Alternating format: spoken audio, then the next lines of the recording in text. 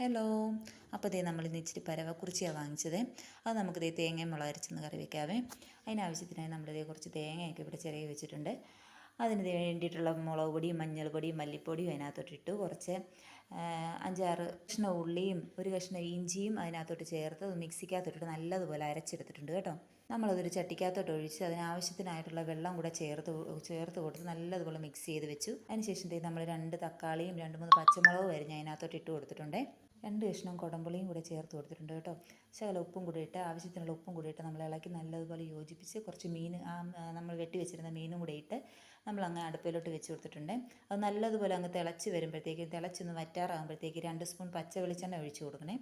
പച്ച വെളിച്ചെണ്ണ ഒഴിച്ചതിന് ശേഷം നമ്മൾ കറി അങ്ങ് വാങ്ങി വെക്കുക. അപ്പോൾ നമ്മുടെ മീൻ കറി ഇവിടെ റെഡി ആയിട്ടുണ്ട് കേട്ടോ. അപ്പോൾ നമ്മുടെ തേങ്ങയും മുളക് അരച്ച മീൻ കറി ഇവിടെ റെഡി ആയിട്ടുണ്ട്.